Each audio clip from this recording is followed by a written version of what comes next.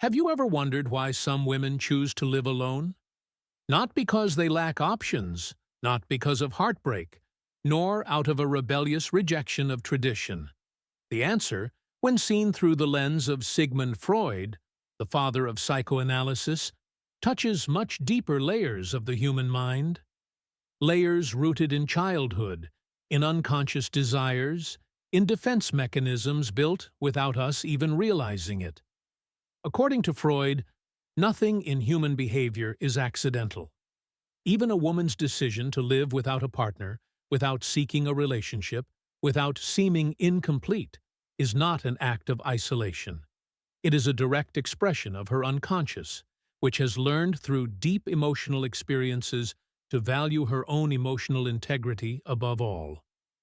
Freud once said, "The voice of the unconscious is subtle, but it never rests until it is heard." And it's exactly this voice that leads many women to find peace, not in others, but within themselves.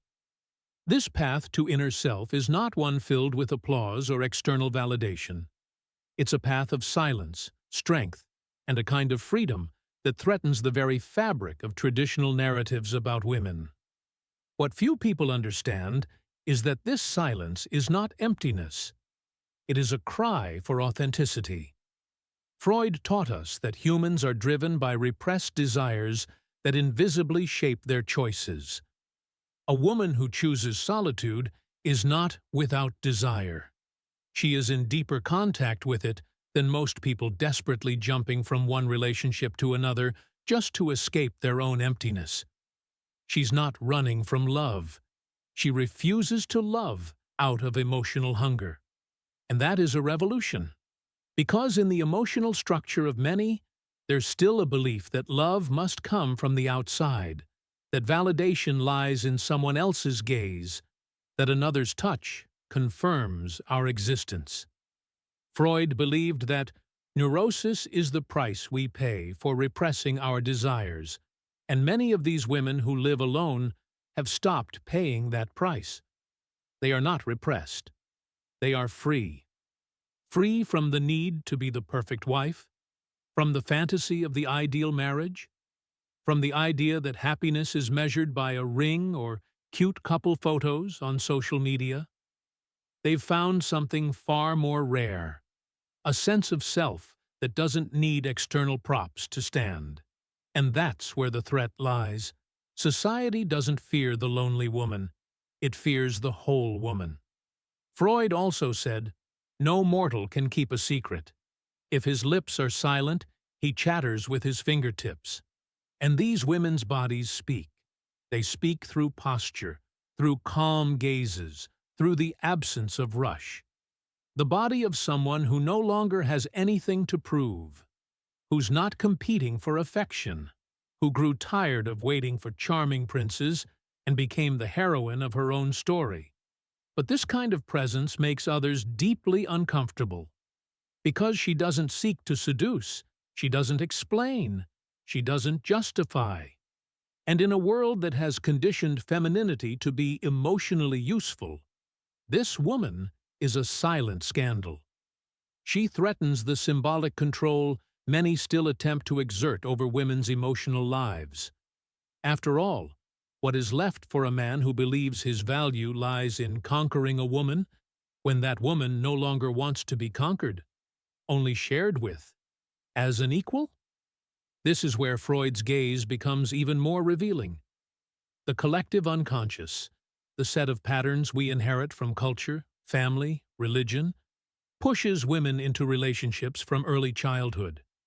Through fairy tales, love stories, even jokes, everything tells her that being alone equals being broken. But Freud would argue, this outer narrative is just the projection of an unprocessed inner desire, a desire to control, a fear of someone else's freedom that reflects our own inner prisons. The woman who chooses solitude is often reenacting a symbolic break with the father figure, not her literal father, but the archetype of male authority and protection she has learned not to depend on. Freud would call this the overcoming of the Oedipus complex, when a woman stops seeking approval in the ideal man and begins shaping her identity free from male idealization. And in doing so, she doesn't just step away from men, she steps into herself. She stops being a half and becomes an entire universe. Freud wrote that, "We are made of flesh, but we must live as if we were made of iron." And that is exactly what these women do every single day. They face silent judgment at family dinners, the inquisitive stares at parties, the fake concerned questions. Still single? But what no one sees is that behind her polite smile lies a conscious choice. A choice not born from pain, but from understanding. She realized that true love can only exist when it does not grow out of fear of being alone. That being alone is not abandonment, it is presence. That silence is not absence, it is rest. And rest is something the soul needs after years of trying to fit into expectations that never belong to her. These women haven't given up on love. They've just stopped mistaking it for attachment, for need, for a survival mechanism. They no longer settle for crumbs. They no longer offer their energy to people who cannot meet them fully. And that changes everything. Because a woman who is whole doesn't beg for attention. She demands presence. And real presence can only come from someone who has also met themselves, who has also descended into the unconscious and returned more human, more whole, just as Freud invited all of us to do. Freud once said, "The ego is not master in its own house," and perhaps no other quote explains so precisely what happens within the mind of a woman who consciously chooses solitude. Because, contrary to what many think, her decision was not the result of a cold, logical impulse. It wasn't a theatrical outburst or a rejection of the world. It was a slow, nearly invisible process, one in which the unconscious gradually took the wheel and began steering her down a path she didn't even know existed. Her solitude didn't come from pride, but from exhaustion. Exhaustion from giving to those who don't know how to receive. From staying silent to preserve a peace that never truly belonged to her. From trying to be everything to someone who couldn't even be half. This accumulation of emotional fatigue wasn't just psychological. It was deeply psychic. And Freud would say that it's precisely at that threshold between conscious awareness and suppressed truth that transformation begins. When illusions crumble, when projections fall apart, and only the raw self remains. That's where her real power is born. Because when there's no one left to impress, the only truth that matters is the one echoing within her chest. This woman has spent her life being taught how to be desirable, not how to desire. Since childhood, she was conditioned to believe her value lay in others' approval, in being chosen, in being wanted. But Freud reminded us that behind every renunciation, there is a substitute satisfaction. And that's what she discovered.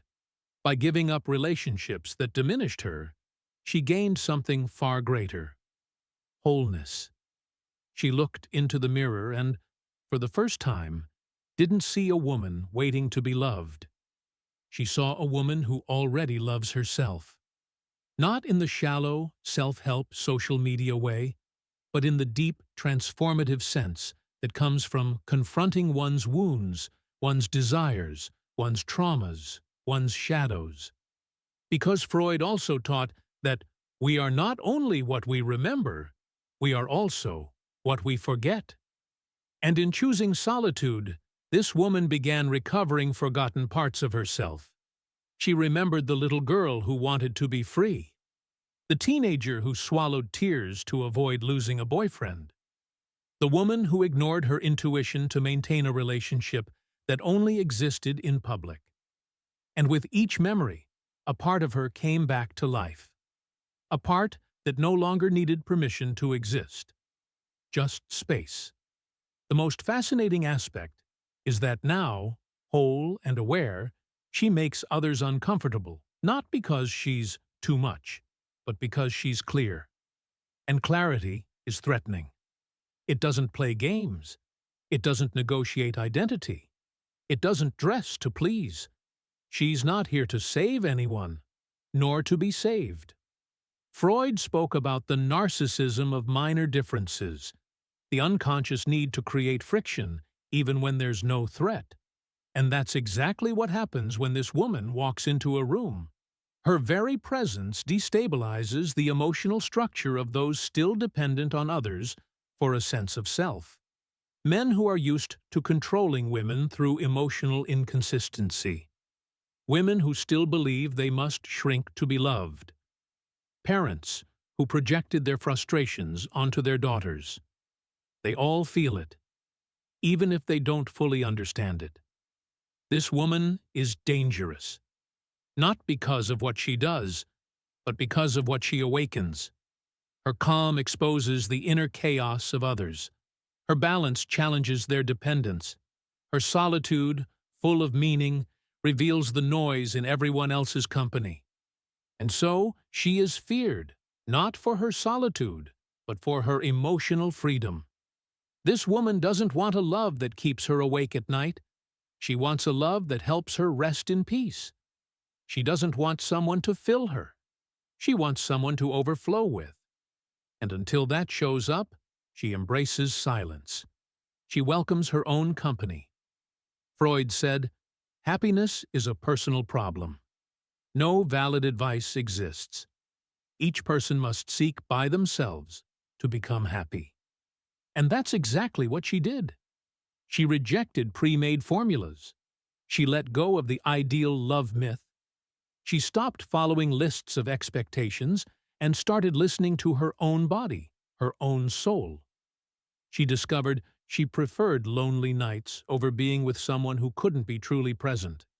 She realized that affection given out of obligation is not affection. It's manipulation. She understood that not every touch is intimacy. Not every presence is connection. That made her more demanding, yes, but not in the arrogant way people assume. In the sacred, integrated, clear way. Because now, she only allows what adds value. She only welcomes what expands her. She only shares her soul with someone brave enough to dive deep, because that's the level where she now lives. Freud once wrote, "The aim of psychoanalysis is to transform neurotic misery into ordinary unhappiness." And perhaps nothing better defines the inner transformation of a woman who chooses to walk alone.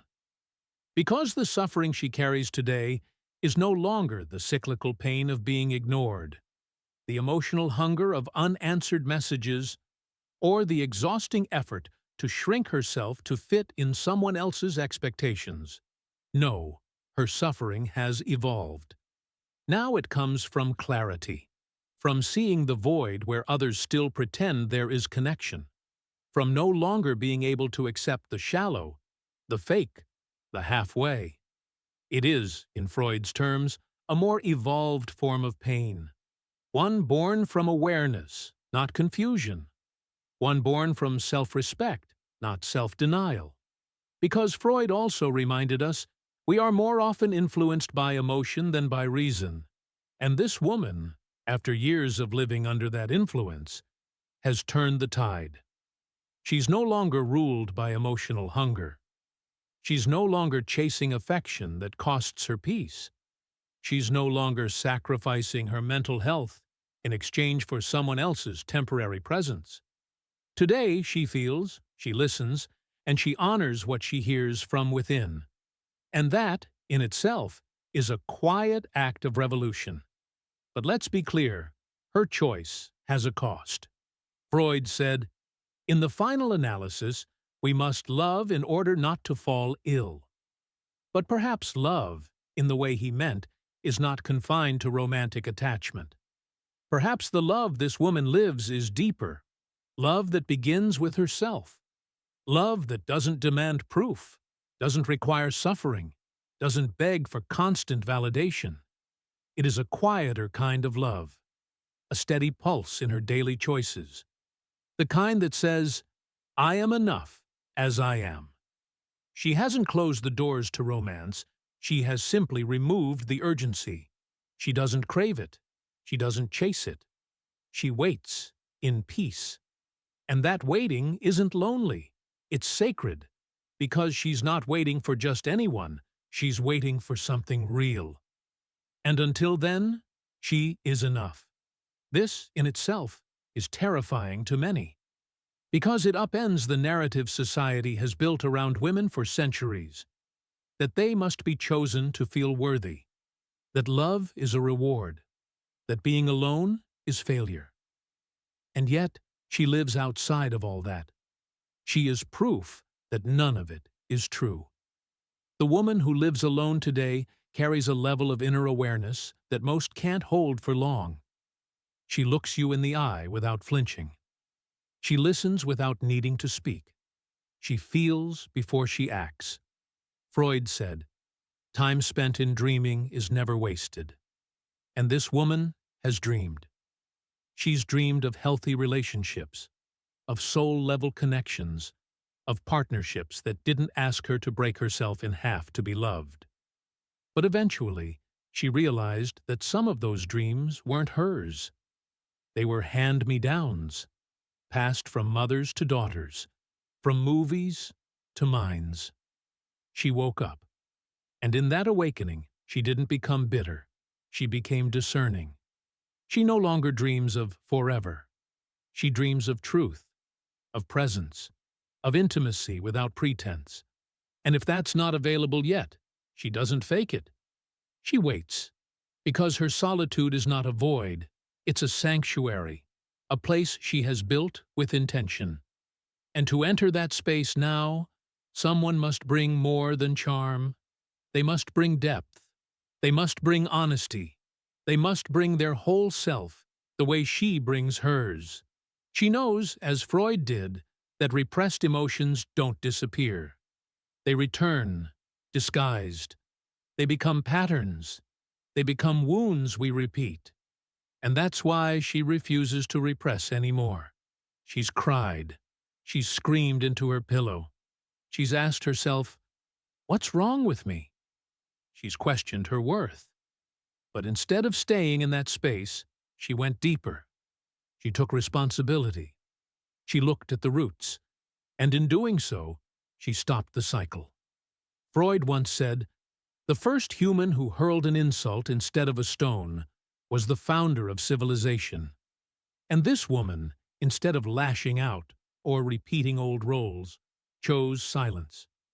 She chose to listen to her unconscious, to heal, even when that healing felt like dying.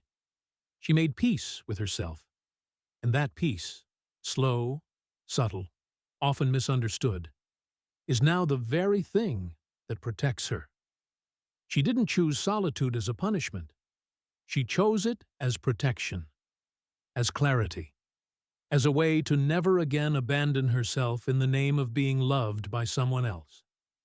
Freud once wrote, "The great question that has never been answered, and which I have not yet been able to answer despite my 30 years of research into the feminine soul, is, what does a woman want?"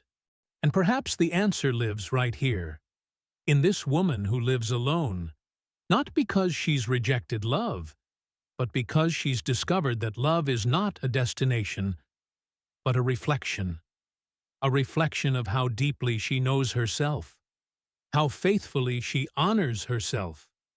What does she want? She wants not to be lost in someone else's arms. She wants not to be reduced to someone's dream, someone's project, someone's escape.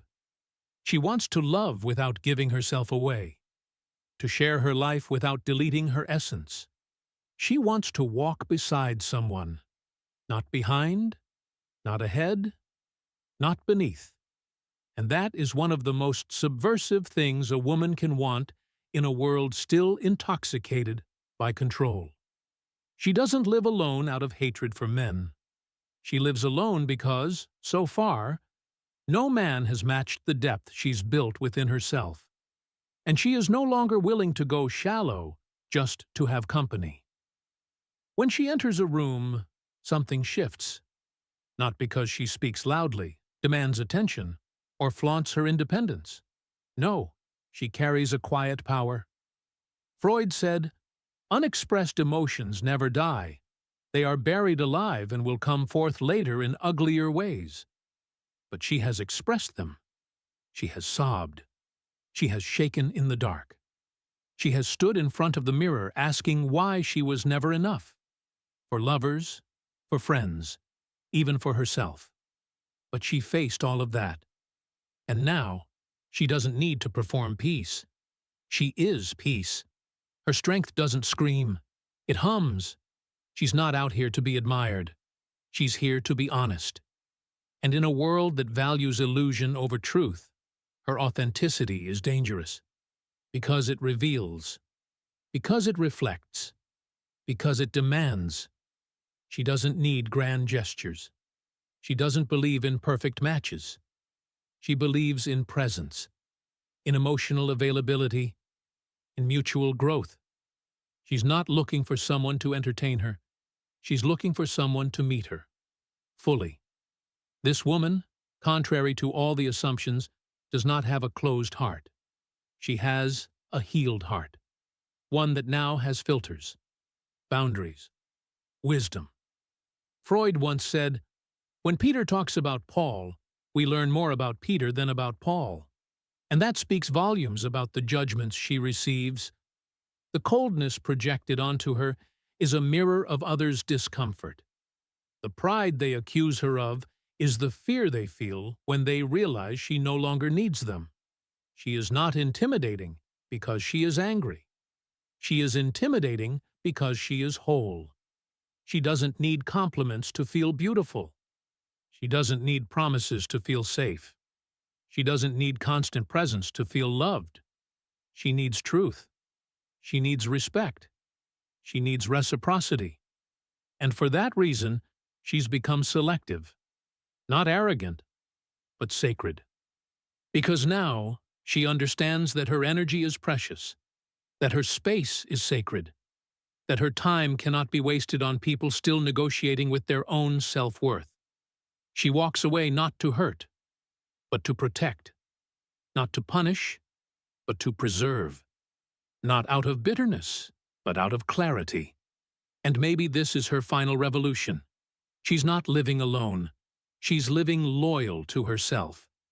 And when that kind of loyalty takes root, there's no more room for shallow love, for conditional affection, for half-hearted presence.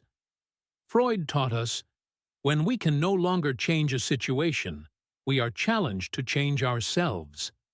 And that's exactly what she did. She realized the world might still be slow to change, still calling her too much, still assuming she's missing something, still whispering that she'll regret it one day. But she changed, and that changed everything. Now she walks by choice. She loves with intention. She stays only when it feels right. She leaves with grace when it doesn't.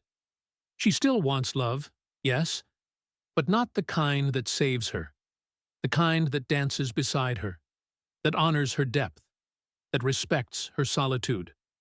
And until that comes, she is enough, fully, peacefully, dangerously enough. Because being alone, she discovered, is not a failure. It is the boldest, clearest, most beautiful act of self-respect there is. And no one can take that away.